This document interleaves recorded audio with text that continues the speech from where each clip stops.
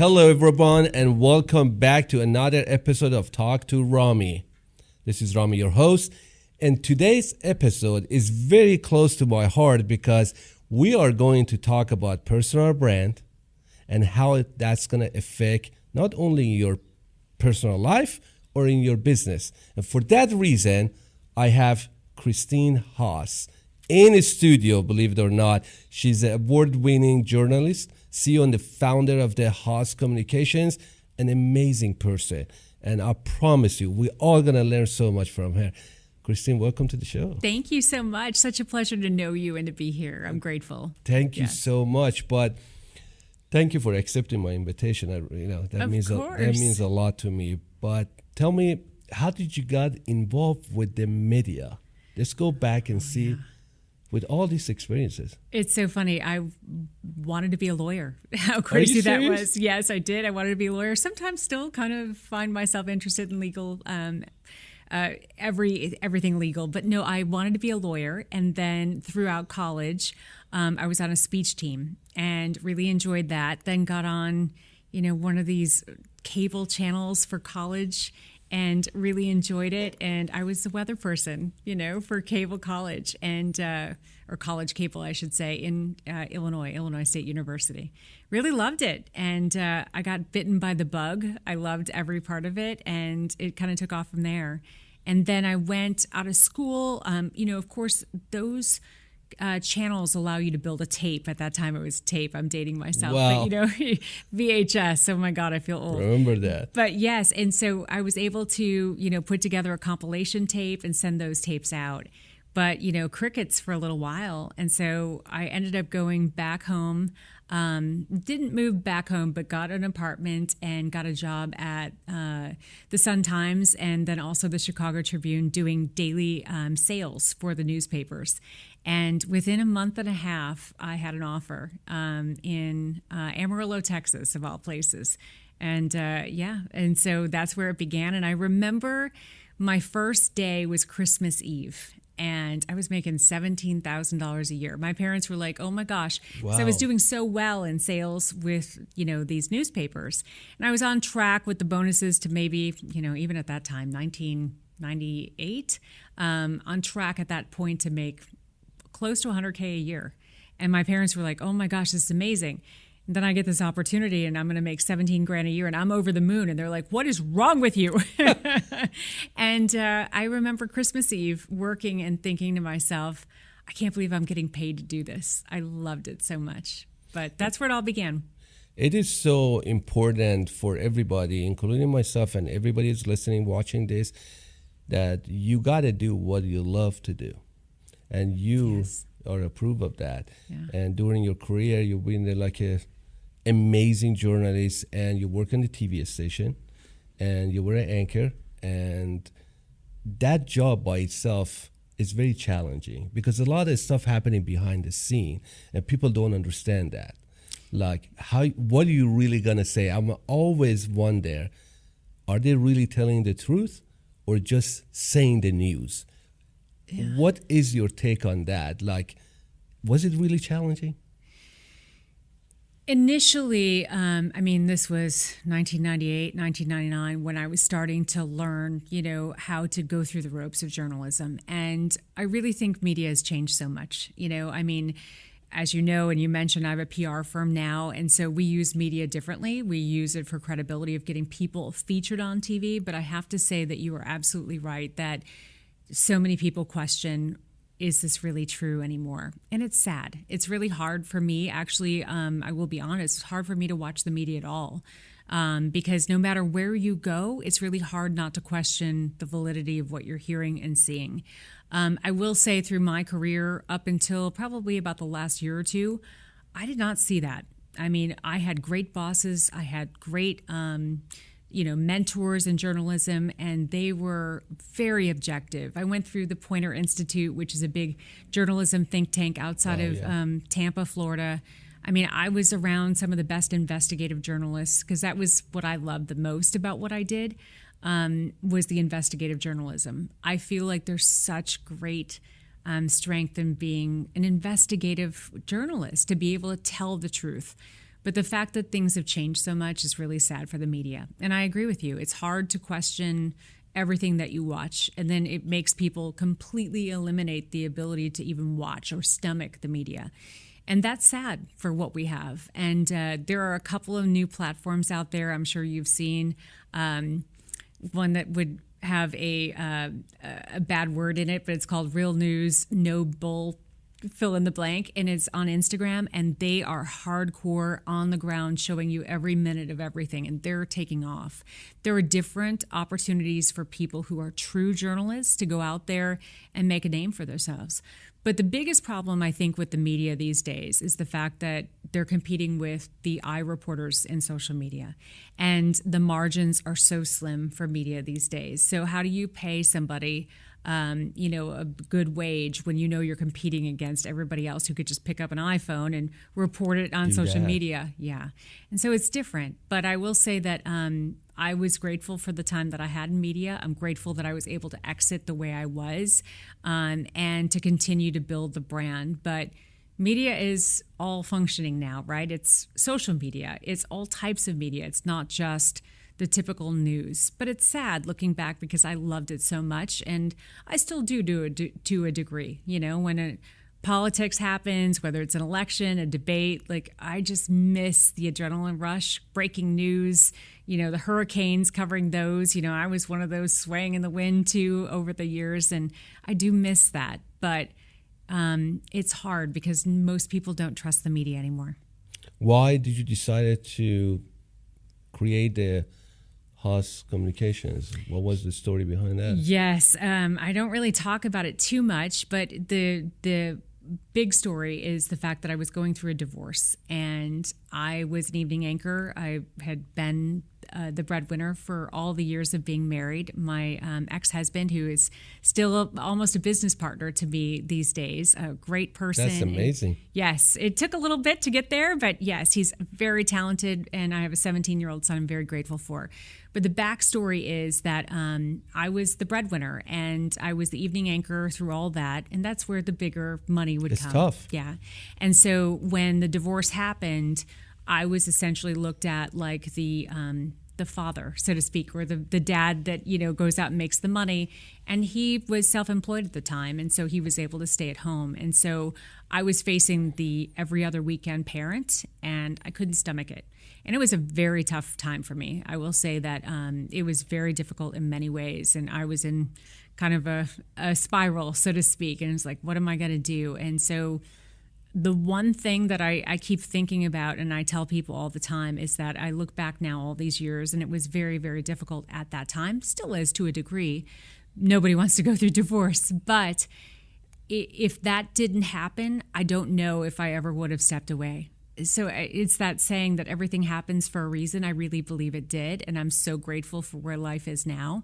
I learned so much from it, but if that didn't happen, I don't know if I would have had the courage to be able to do that and to walk away and to be able to, let's do this, let's build a business. I mean, that's a scary thing. A lot of businesses fail, and I'm so grateful that, my life is so much fuller now than it was in the media.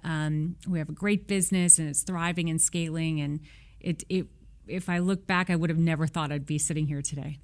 Sometimes we go through rough times to create good times. Yes. And that's Such true. Well said. I got divorced too, and it was civilized divorce, but it wouldn't happen. I wouldn't be here today because different mentality, different, goals and dreams that if I was in that situation, this today wouldn't happen for me to have what I have. Yes. And sometimes we have to stay out of our comfort zone and push ourselves to the limits and say that we can do this, or this is what I want to do. Yes. And regardless of what other people are thinking, because other people, they're going to judge you no matter what, whatever you do. Yes. But you did it in the highest rising of your career.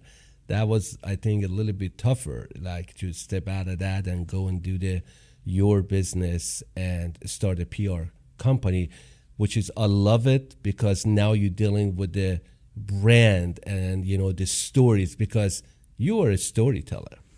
Yes, at the core, I do. And I think that's why I love what I do so much is helping people clarify their message, because essentially that's what I did in my journalism career. But I have to say that there is no bigger school than entrepreneurism. Absolutely. As you know, yes. Being a business owner, wow. You get an education, and it's not easy, but if you, as you said, if you love it, you will do it. But nobody loves your business more than you do. Your employees, your contract workers, whatever. And I still lean back on the foundation I had in media, because I never had, yes, I might have had days off, but you're expected. Maybe you're working Christmas. Maybe you're working Christmas Eve. It's a lottery. Like, I never had that expectation of, mailing something in, so to speak. And so that built this foundation in me of, there's no days off, and maybe you'll get a day off, but you're still, attached to your phone to make sure everything's okay with the business. It's interesting, you and I have talked about this, the difference in the way people are coming up these days and their respect for work. And I'm grateful that I just love what I do. I mean, sometimes I'd rather stay home on a Saturday night and work and learn about AI and, research that than, do anything that might be mindless and, with friends sometimes. Because right now you're working with the people. We had this discussion that prior to our interview, that you work with the people and the companies as well, and you basically extract the information, the stories from them through the lens of the camera to make him a better storyteller. How hard is that? Because I'm always wondering, and I'm sure you saw that, people, they always put that filter in, that they want to say, I am this person, which is they are not. Yeah. And sometimes you have to go really straightforward and say, listen, if you want to say this, it's not going to work. You got to be who you are. You had that situation. How did you tell people? Because sometimes it's hard. It is hard. It is hard. And then you don't know what is too much to open up, right? Exactly. Yeah. Especially executives who, male, female, it doesn't matter. You want to have that strong ability to communicate with your whether it's your employees or whomever. You want to have that backbone, and you don't want to show weakness. But I really believe in this day and age, not necessarily weakness, but you want to be genuine. You always do. And if you think about the people that you connect with, you and I mean, think about how we connected. It's because we have that genuine connection through another client of yours, and it's that connection about real life, that brings you to an understanding of, like, I really like that person. I've got a good feeling about that person. You don't get that from people who are holding things back. You want to be authentic. And in this day and age of artificial intelligence or whatever it might be, there is so much in marketing that I believe, whether it's social media or whatever, people want authenticity. They want to know real life. They may not always comment on it or whatever. I'll tell you a quick story. I posted a couple years ago, I posted about the fact that I deal with anxiety. And, it's not panic attacks per se, but as an entrepreneur, you get... We all have that. Get in your head sometimes, Oh, yeah. right? Yeah. And I believe, in God and my faith in helping me through that, but I still deal with it. And so I posted that at that point, and I remember a colleague or a friend who was close to me at that time said, I don't think you should have posted that, because now you're showing all of your clients that you have, concerns and anxiety or whatever. And I said, I disagree. Like, I hear you, but let's see how that plays out. I can't tell you how many DMs I got off of that from most of them men, like, God, I'm so glad you talked about that. It is so hard being an entrepreneur, and I get it. Like, yes, and you should check out this Facebook group, or you should check out this. We all deal with a level of anxiety. We are all dealing, especially as business owners, with imposter syndrome. We're all dealing with that stuff in our head about, how is this going to play out? Am I going to lose everything next week? Everybody, it doesn't matter. And I've read plenty of books, billionaires who are scared of losing it all, and then rebuilt it back, and Ed Milet is a really good example. Yes. His podcast and his new book, The Power of One More, he talks about it all the time. Like, he came from nothing and built it. And when you do that, much like you did, and I think we can connect on that, it's scary because you don't ever want to lose that again. You know how hard it is. It's very hard. Yes. So I would say that the power of authenticity is strong. I think it's good in this day and age to open up and be genuine. And, of course, there's reason, to do so. You don't want to talk about too much, no drama. Yeah. But be human, and in this day and age of everything advancing to robots, I think the power is being human. Well, you decided to be vulnerable. As I'm hearing that, you said, I want to be vulnerable.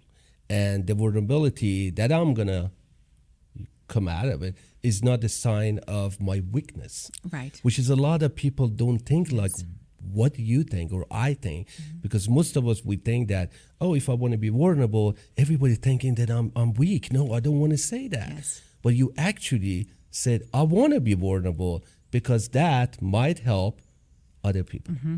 Yes. And I think that really is ultimately, what I look at every day. I'm certainly not perfect, and I've grown a lot over the years.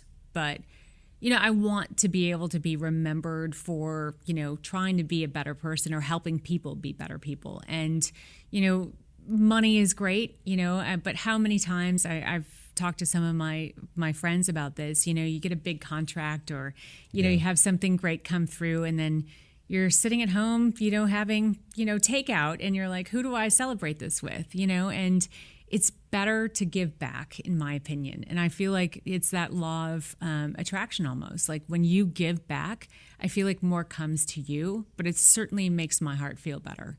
There's not a lot in money unless you're, certainly I don't want to be poor, but I want it to be used for the right purpose. Steve Harvey has a saying, and I can't remember it, but it's basically like, money doesn't cure everything, but basically it solves a lot of problems if you have it. I always say that money brings, comfort, but not necessarily happiness. That's correct. And I've lived that. And the people like you and I, that we are the givers, you're a giver, I'm a giver. Actually, by giving to others, we created a better life for ourselves, which is fulfillment. Mm-hmm. And by doing that, we kind of make that ripple effect that is going to go on and on and on. But some people, they just want to be a receiver, and that's not going to work for the long haul. It may short term. Yeah. It's got a short-term effect and everything else. But going back to the personal brand, as you know, with the rise of artificial intelligence, we had that discussion earlier that AI cannot really represent us 100%. Right. Like, as you said, we can write the things down, break it down, and give us the roadmap or all that stuff. But at the end needs that human touch. What I'm saying here is how important is our personal brand? I think it's always going to be important. And I think that when you look at AI, some people, well, even Elon Musk, the rest of them, they will talk about the number of jobs that will be cut. And I believe there's plenty of them. The way that people will succeed with AI is by utilizing it and empowering them to be more proficient with what they're doing. There's so much. Think about the things that we can use as shortcuts. I mean, my goodness, I can do research on different things, outlines on different possible pitches. Even press releases can be essentially bullet pointed or even crafted by AI like that.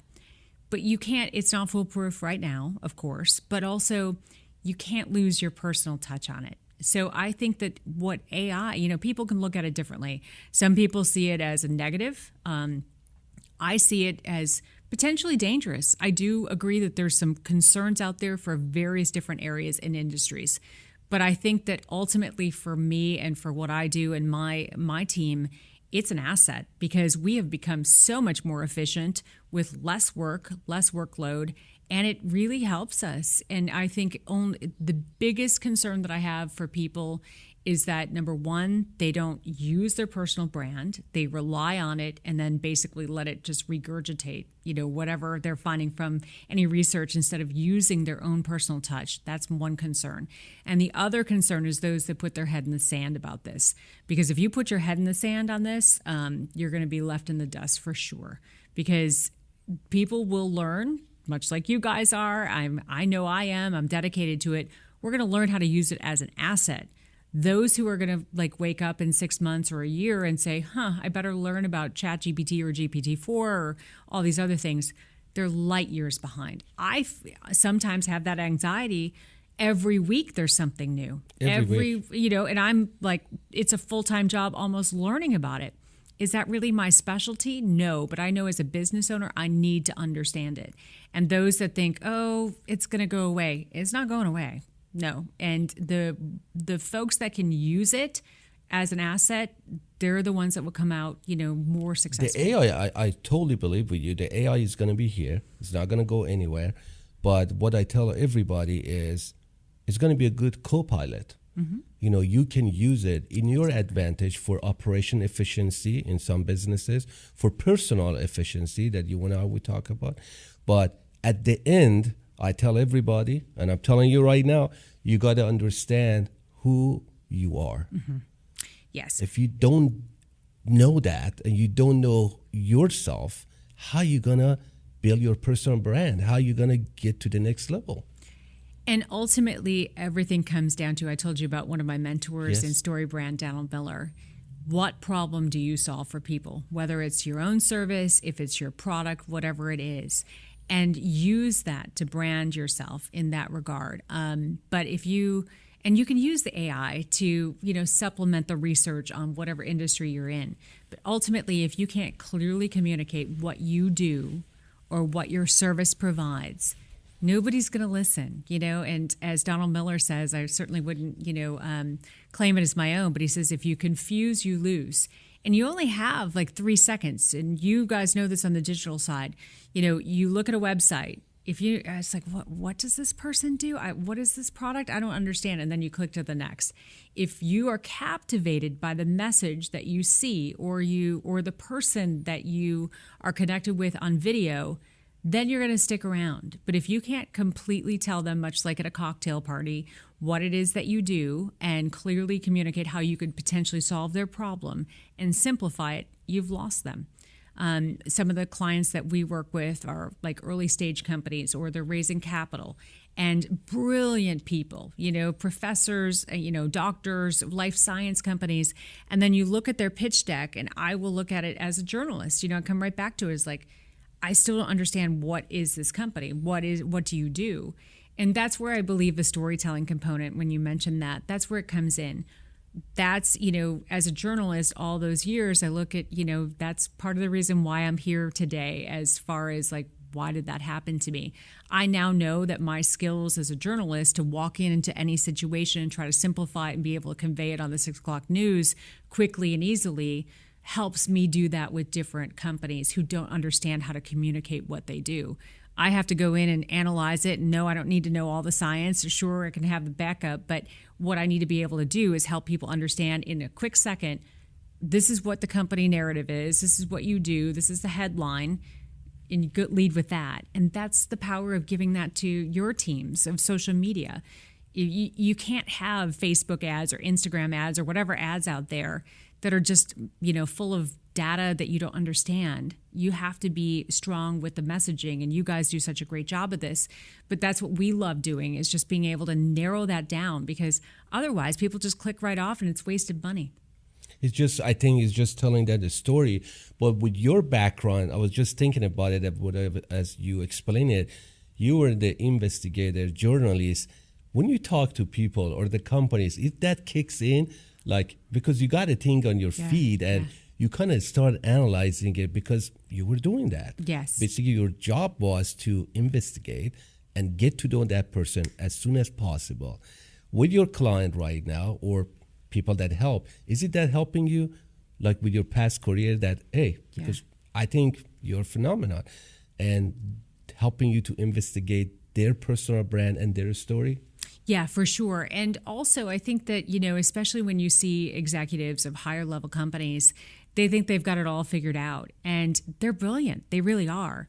But then I think when they see somebody objective come in and they know that, I was an investigative reporter.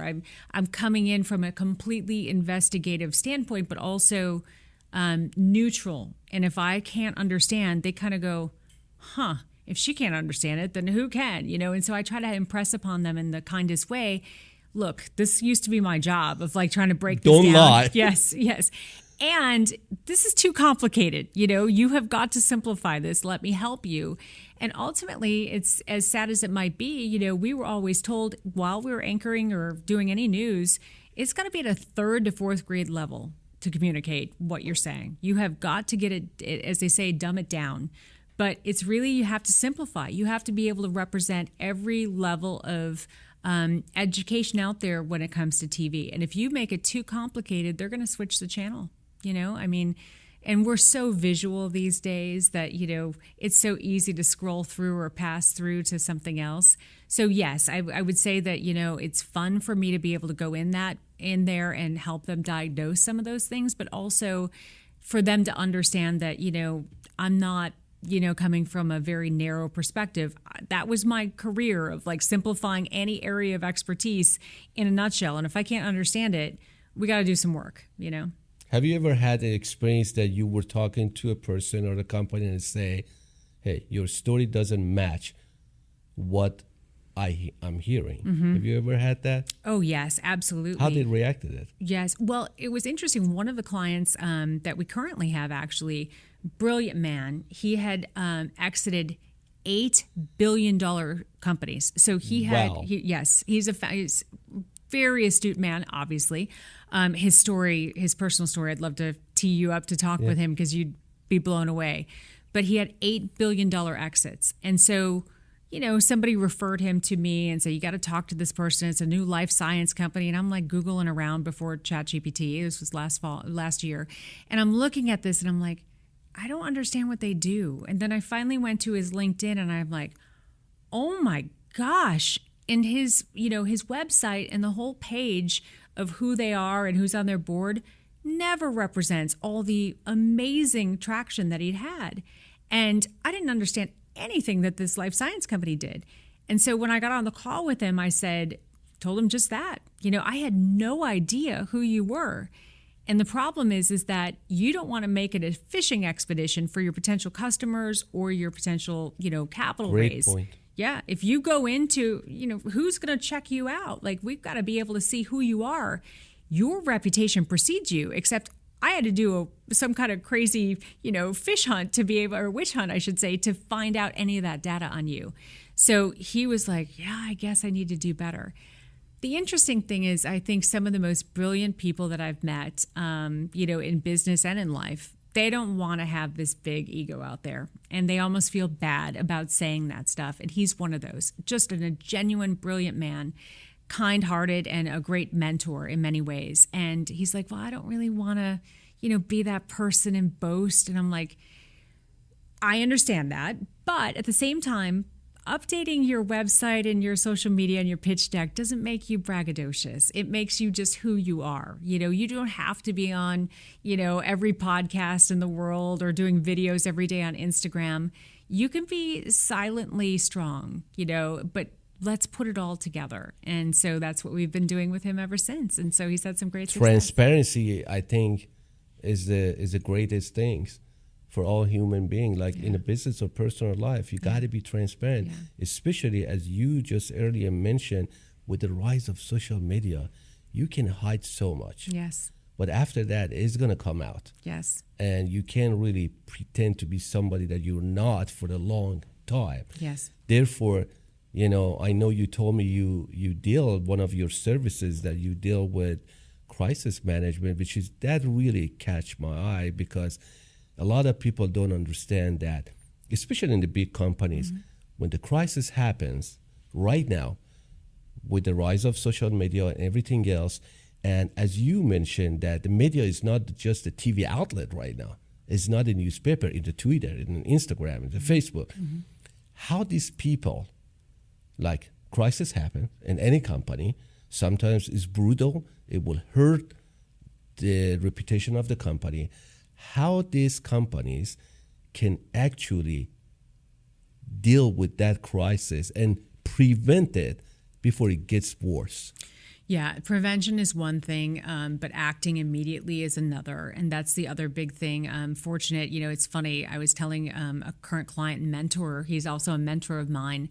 And I said, I just love this one part of my business that most people don't even realize I do. And it's because it's not really advertised, and it is becoming And it's more and more important. important. Yes, it's coming in during that crisis. And essentially, we've seen so many PR disasters, right? We've seen that. And for example, remember the doctor, it was viral video where the doctor was dragged off of the plane. I think it was United Airlines many years ago. And he had his headphones on. He didn't hear specifically. And so that changed the way everybody looked at that particular airline. And it was all because of somebody's viral video.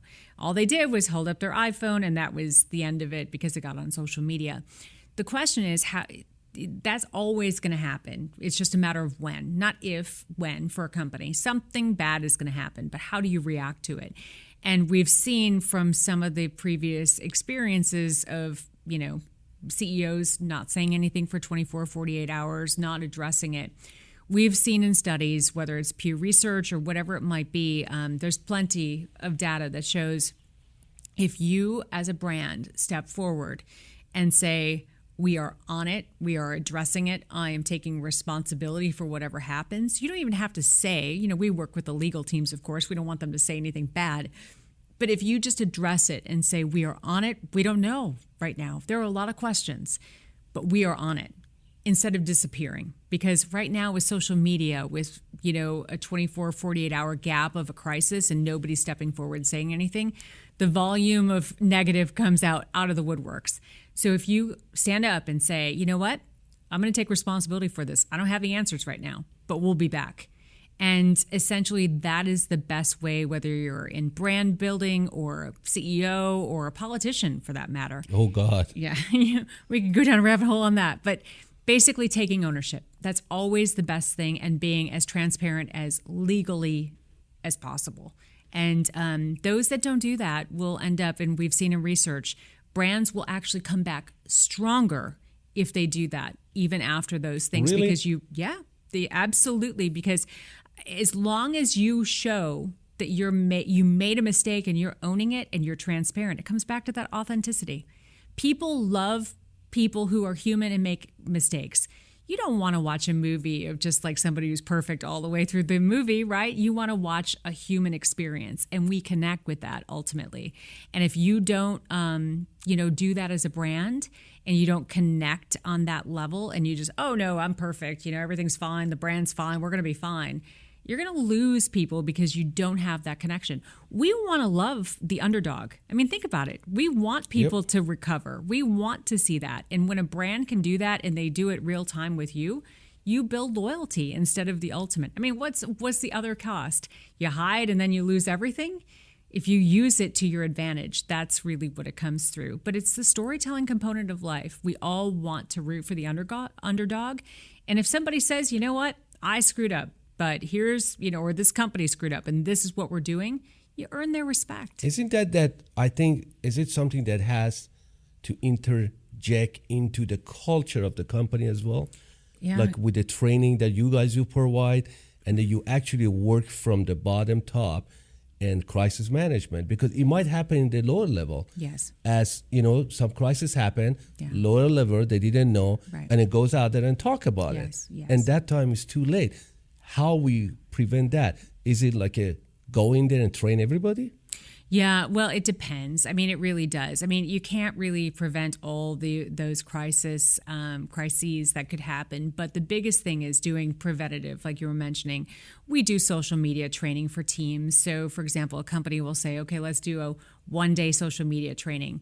And it really comes down to, what's on your social media as an employee. If you have the name of the company where you work, you are attaching your identity to that company. So if you spout off on something political or something that's attached to the industry that you're working on, and it's blown up and it's viral, you have now attached that company to that. And so it's important for, companies to understand that is a potential vulnerability. And so we go in and talk about okay, so what are your rules?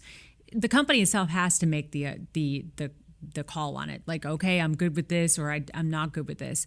But that's their rules. But it's our job to kind of go in and help the employees know that everything that they post, whether it's a Saturday night after a few drinks or it's, Tuesday morning with your coffee, everything is out there and could go viral. So you have to be respectful of the position that you're in.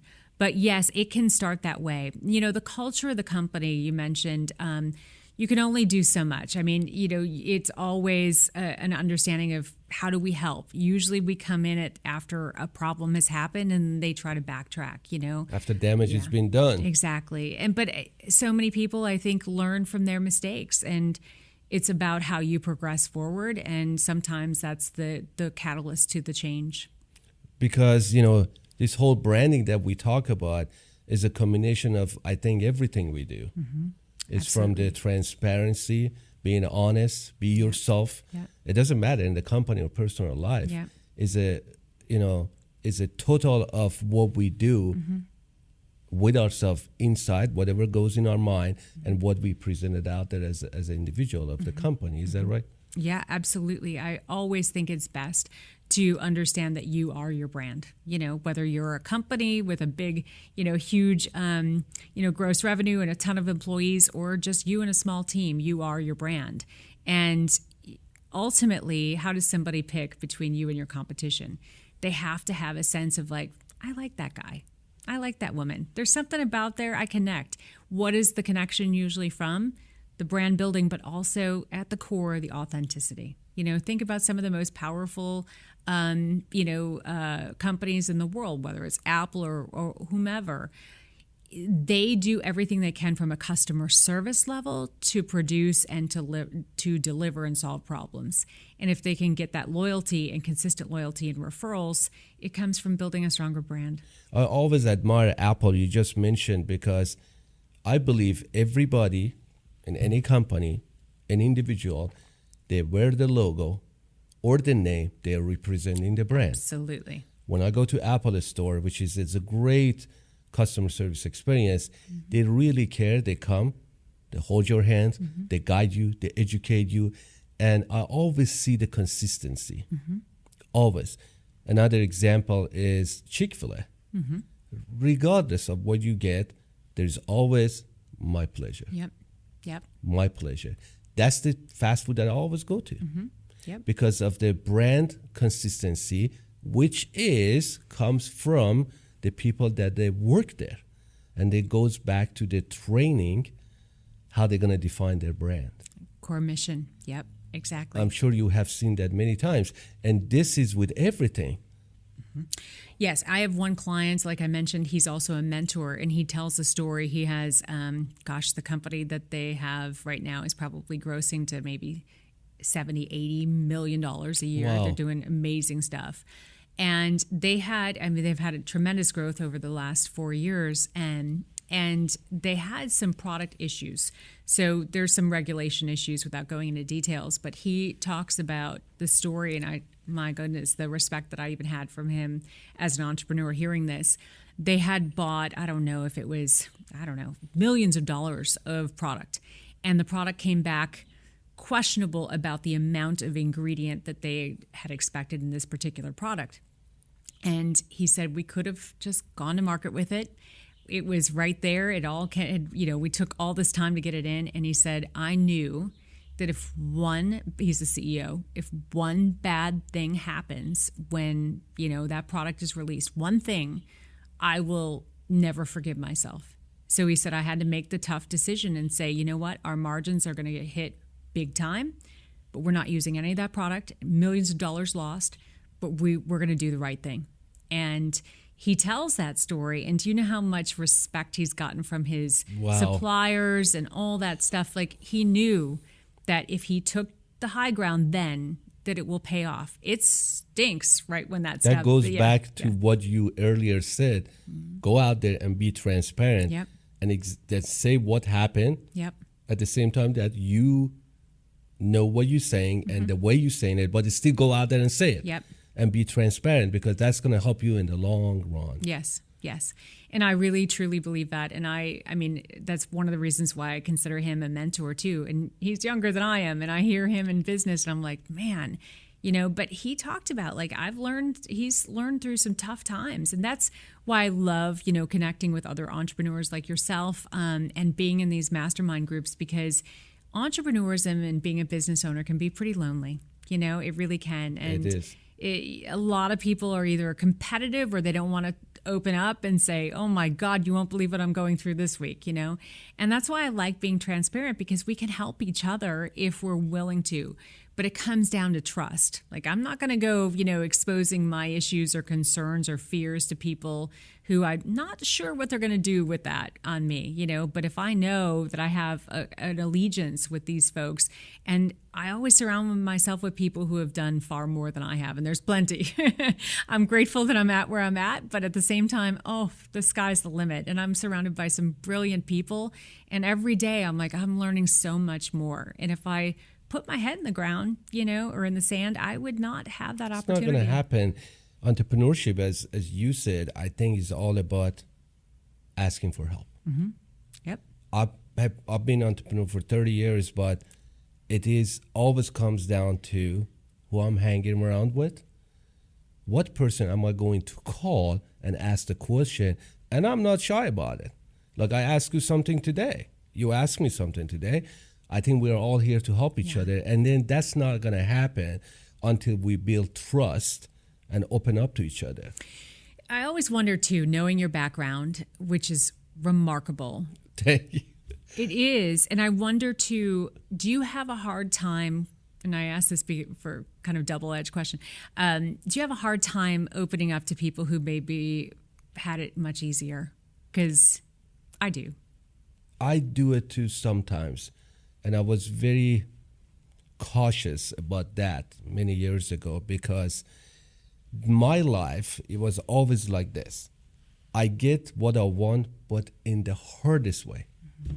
Yeah. I don't know what is with my life, and I'm grateful. I'm grateful to the Lord, to the God, but I get it, but in the hardest way. Yeah. And I've always wondered, some people just comes. They snap their finger and they get in it. And I always ask God, what is really happening?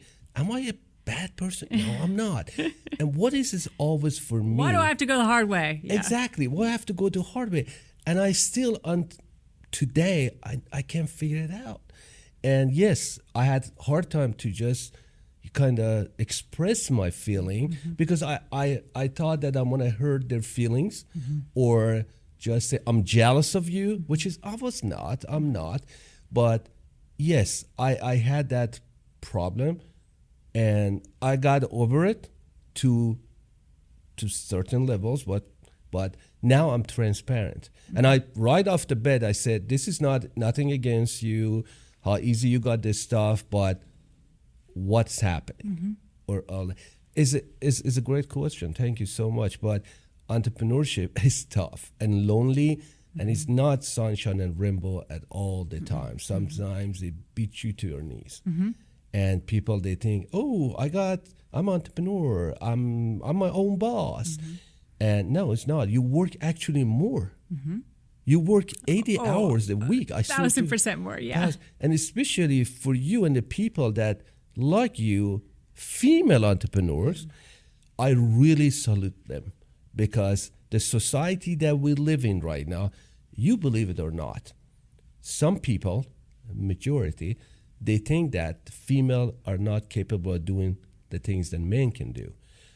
But I'm a female advocate. I think they can do anything they want. And sometimes, believe it or not, you guys are more powerful than guys. I don't know about that, but I will say that one of the things that, and I would imagine just knowing your story and reading your story a bit more too, don't you almost take, and I know sometimes it can stink when you're like, oh God, why was that so hard? Why was this path this way? Everybody else is already here, and I took me 3 miles to get to 10 feet.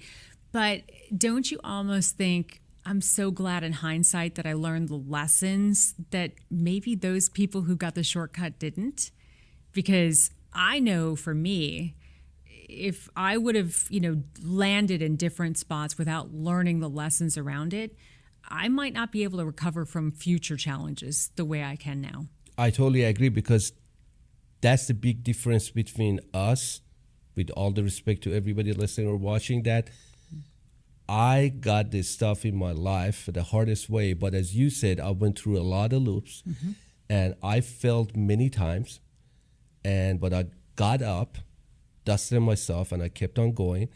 And I used that in my advantage to build my future, which is today. I will coach, mentor, talk, speak, have a talk show, tech CEO. I learned all that through my mistakes and failures and the challenges that I went through. Yeah. If I wouldn't go through that, I wouldn't be here. Yeah. Yeah. I think that's the difference. Yeah. You know, Tony Robbins, a huge my fan. Hero. Yeah. I love him so much and have gone through so many of his conferences. And I feel like he was a mentor even when I listened to him on cassettes when I was like 16 or 17 Oh my years God. old. I did that too. Yes. I was listening to his cassette in my Mazda Protege in 1993. That's how I learned English. Oh my gosh. Yes. Well, good person to learn from. But he always talks about, you become what you think about, of course, and the visualization. Absolutely. But, it's about the mindset. And that really was, for me, to understand that somebody who could have, because he made it so big without any, college education. Like, he went after it and made all this money, then lost it.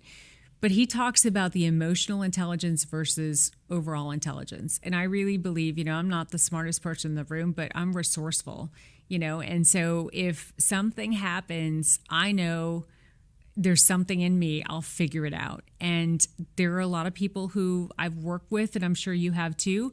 They may be brilliant scholars, but they don't have that wherewithal to say, all right, let's just get, resourceful here and figure it out. We're going to do something. Instead, they're so worried about, the finesse of the intelligence of whatever that plan might be.